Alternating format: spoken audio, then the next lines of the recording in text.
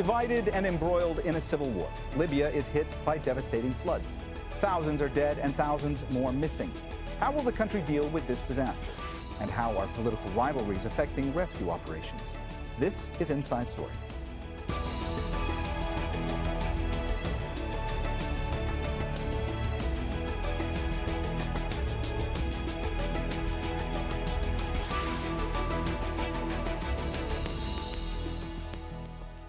Hello and welcome to the program. I'm Mohammed Jamjoom.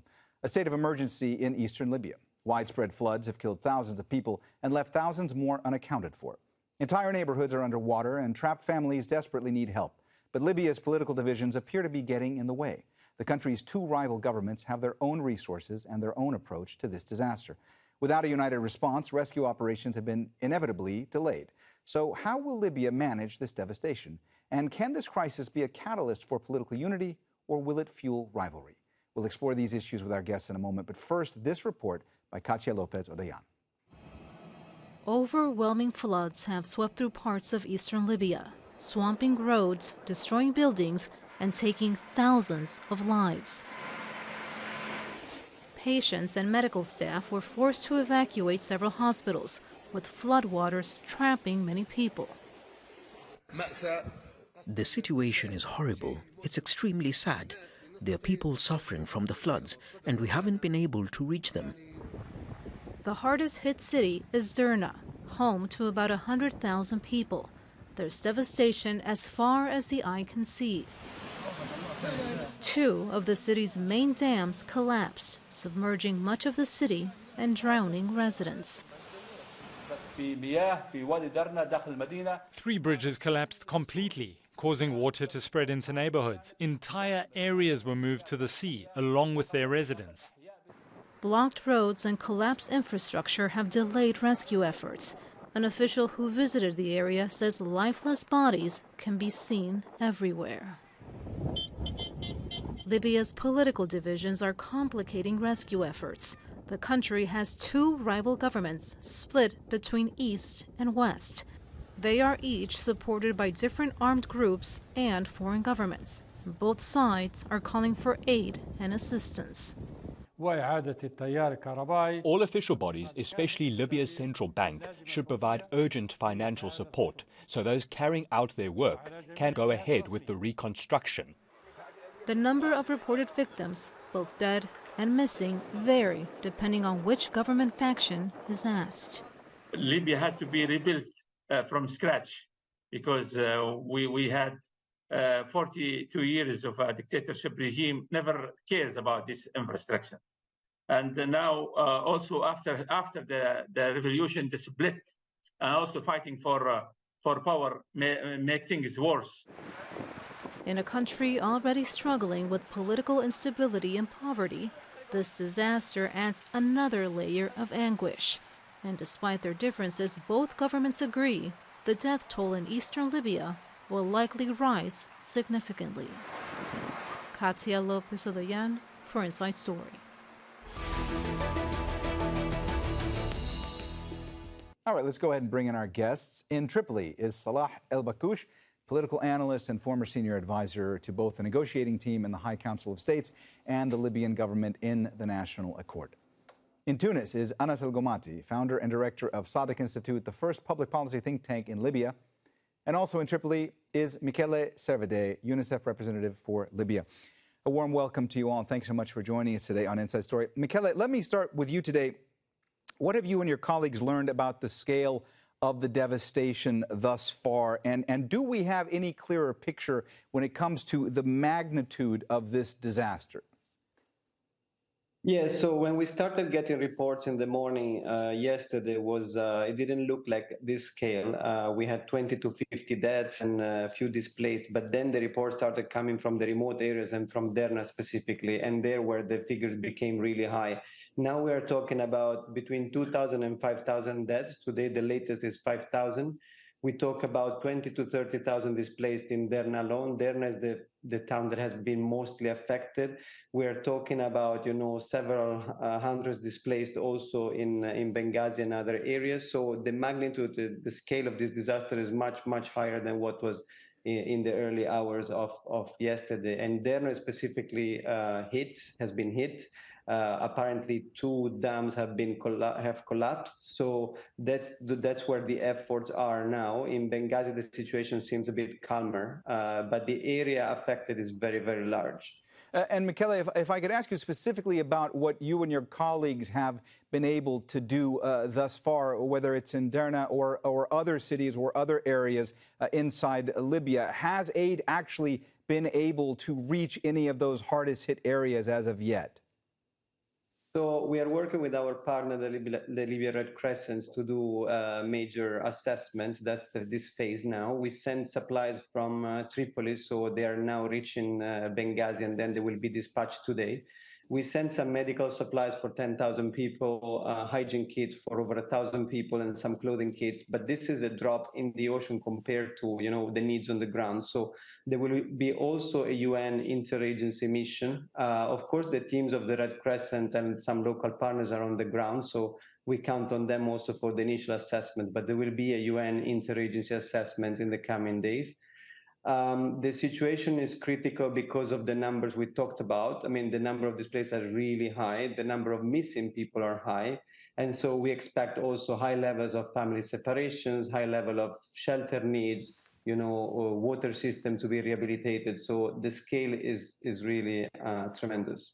Michele, I just want to also ask you, when you talk about the scale of this right now, I mean, how much concern is there at this moment that the number of dead, that the number of missing, that the number of displaced may rise exponentially, may rise that much more in the days ahead? So the number of missing people is what is concerning, because it was quite high. Yesterday, the authorities were talking about 10,000 people. So that's the really concerning thing. It's true that the electricity and the networks were cut off, so it may be that many people were also stranded in remote places or in their houses and could not be reached. But it's also true that the number, of 10,000 missing was really high. So we expect, unfortunately, these numbers to go up. Of course, only being on the ground will make a difference. So we are really working with the authorities to ease all the, to facilitate all the access, and they've been really great at allowing us to respond. So for now, it's also the issue of, Libya was transitioning out of humanitarian response. And so, as we don't have a lot of supplies and a lot of resources at this time being, because, our response was more development oriented. So now we're focusing on getting those resources on the ground as soon as possible. Salah, let me ask you, first of all, how will Libya actually be able to deal with this disaster? And also, is Libya actually prepared or equipped to deal with devastation of this magnitude? No, absolutely not. Libya is not prepared in any way for such a disaster. This probably is unprecedented in recent Libyan history. Under circumstances of split governments and lack of infrastructure and lack of preparedness, the city of Derna just 24 hours ago formed an emergency committee to deal with the disaster. And now we have these numbers, fantastic numbers coming out, and I don't think there is anything on the ground to help the people of Derna, and they are relying on their own to help themselves, and no government help has come so far. Salah, let me also ask you, how much do you know so far about what conditions are currently like in Derna? I mean, has any international aid actually been able to make it there as far as what you've heard? I didn't hear from relatives that are in Derna and friends anything about aid coming in. People are concerned, like your previous guest suggested, about the number of missing. The phones don't answer, and the death toll is rising every hour or so, and people can't do anything about what they see. The disaster is just tremendous, and no one is helping. The government told them to set a curfew, and people had to stay in their houses instead of giving them instructions on how to evacuate before the disaster hit. So this is the magnitude of government complacency and government failure to deliver on basic needs of people of safety. Anas, you heard Salah there a moment ago talk about the fact that Libya has two rival governments. I want to ask you, how much more does that complicate the picture? How much more does that complicate rescue efforts? Does that complicate aid delivery efforts? It certainly does. It complicates all those things that you've mentioned. But I would like to add, first and foremost, that this is not just an act of God. It's not just Mother Nature being evil and cruel, as many might try to paint it. Meteorologists gave us days alert ahead of time from Greece, where that storm killed 6 people.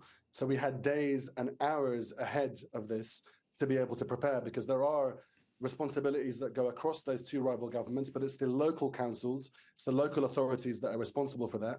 And it's the Libyan National Army, Khalifa Haftar's own forces, that were responsible for what unraveled in days. They had, unlike those in Morocco, where the tectonic plates moved and they had seconds to prepare for it, they had days and hours as the dams began to swell and flow up very slowly. They had days and hours to be able to plan an evacuation. They didn't raise the alert. In fact, they did the opposite, and they told people to stay indoors. So this isn't just the evil of Mother Nature. This is the evil of men. It's the incompetence and the complacency of men that have enriched themselves for the last decade, waging war on Derna, which they did in 2018, where they left, according to Amnesty, a quarter dead, injured, or in jail or displaced. And today, another quarter of the city is underwater.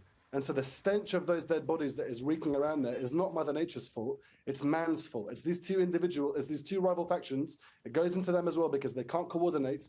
The only times that they have coordinated, despite their conflict and their competition, is when they're cooperating and collaborating about making Libya's 8th interim government in less than a decade. And it does come to elections, because the elections are important, not on a national level, but at a local level.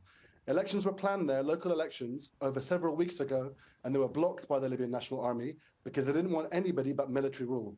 There's military rule for you. There's the incompetence of fat old men with mustaches that have been eating donuts whilst Libyans are floating across the streets of Eastern Libya. The reason why they can't coordinate now with international relief organizations and using Libya's wealthy, vibrant civil society is because there is no civil society to speak of in Derna, because most of them were in jail, or most of them were displaced. So Anas, you coordinate with citizens in jail. Anas, let me also ask you, you're talking specifically about Derna, and I want to ask you, even before the storm, what was the infrastructure like there? I mean, how prepared or ill-prepared was a place like Derna for a storm of this nature?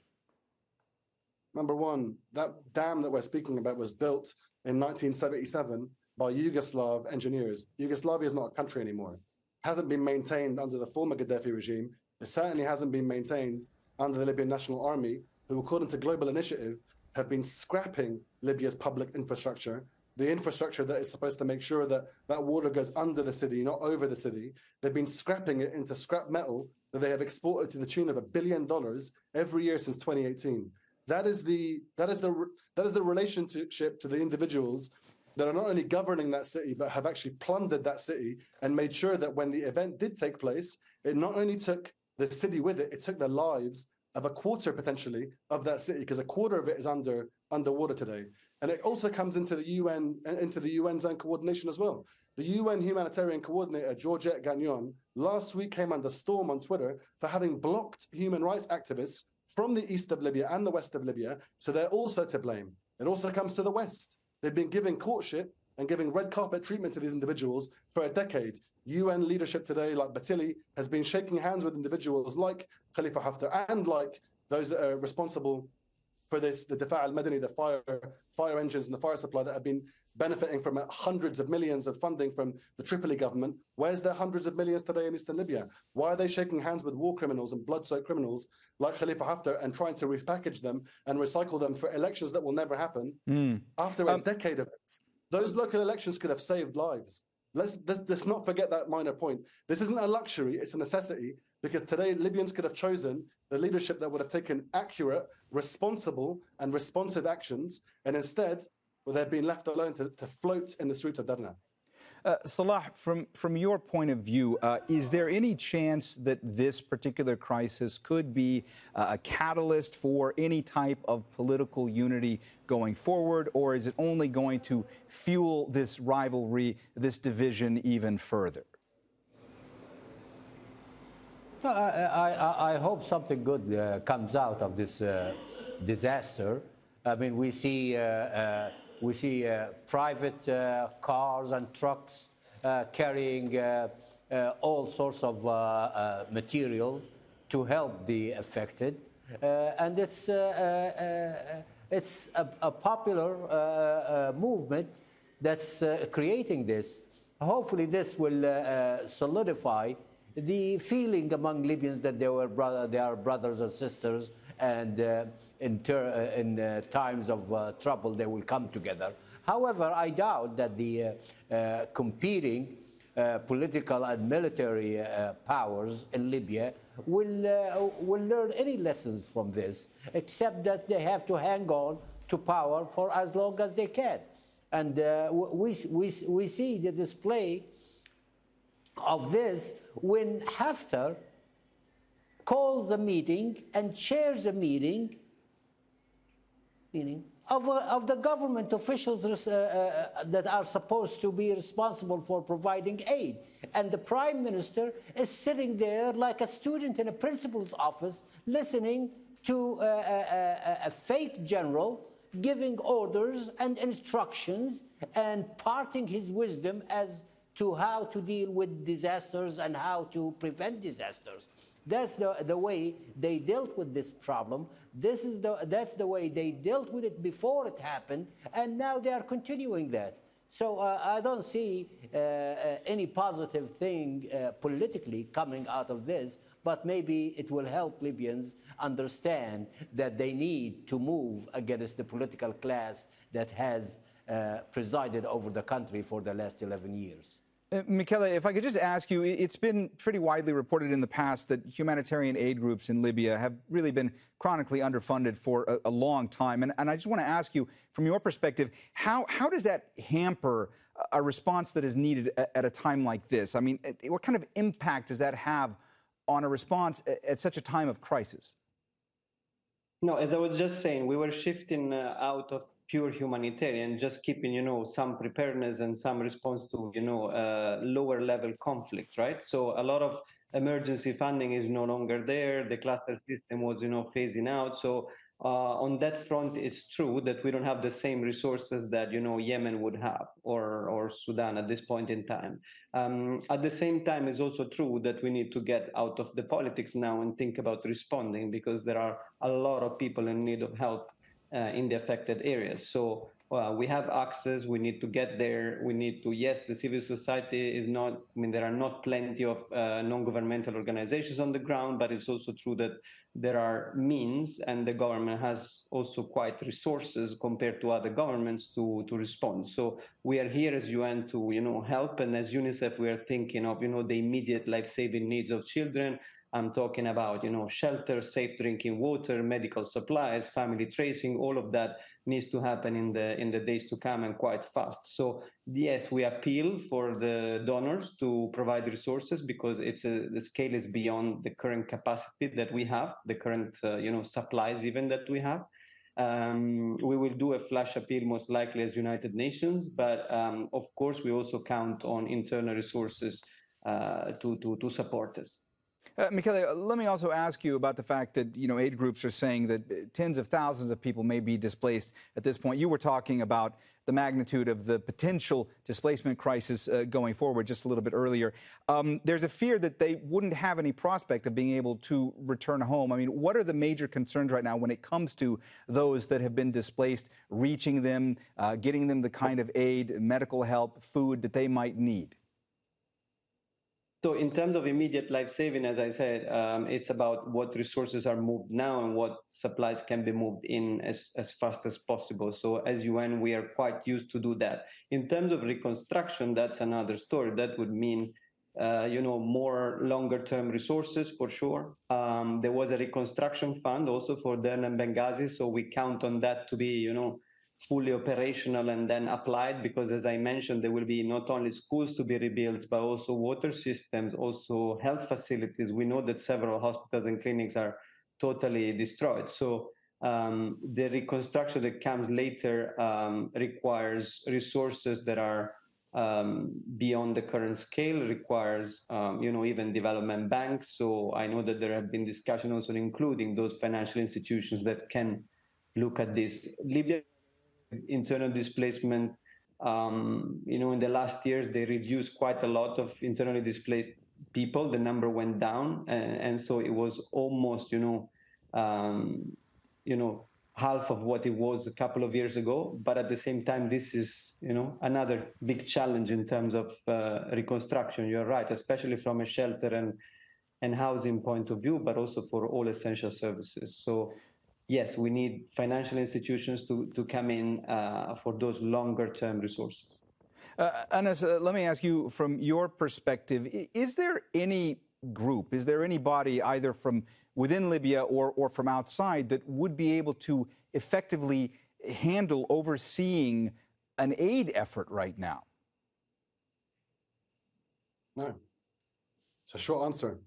But no, because there are lethal failures that happened ahead of this. And that's what we have to focus on, because they're the same structural and systematic failures that are going to hamper and going to cripple any attempt to be able to coordinate what requires search and rescue efforts, that will require water and sanitation, that will require psychological support, that will require, at the very least, international experts that will help in these critical hours now to try to find those that may still be alive.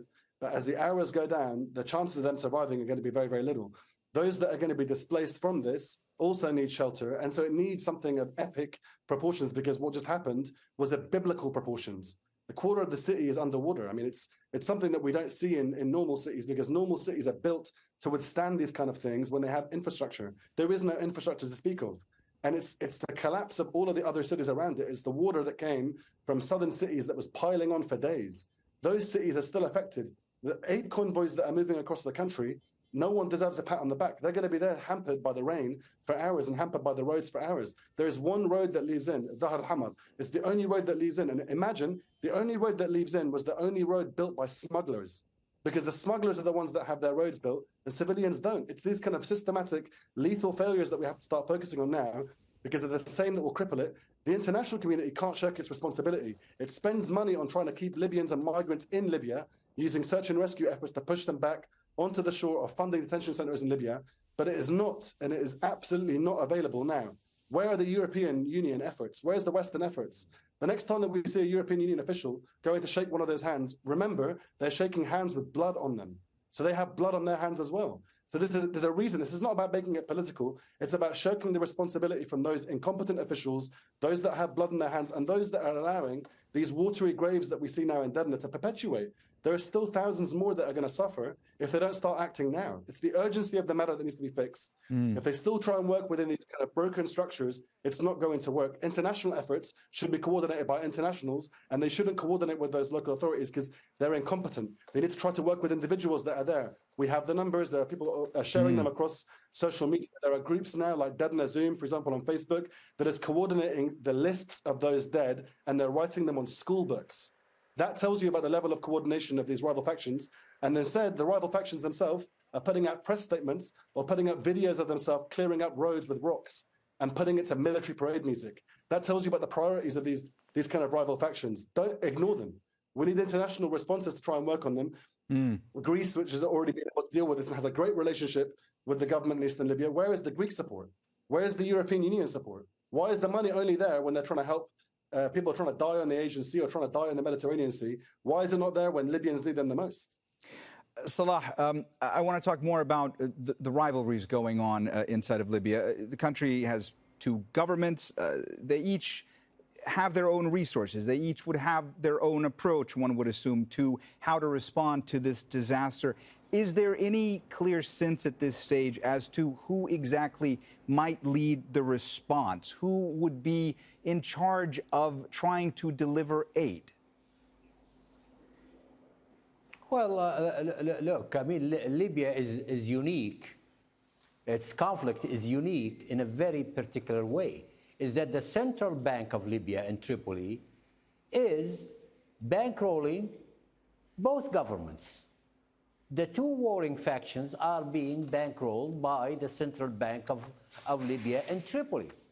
That's how Haftar is paying his soldiers, and that's how Beiba is paying his soldiers. Now, the question is that nobody wants to give any credit to the other or give him a chance to get credit, and this might get in the way of helping people that are affected and delay any help. So the split government is a fact.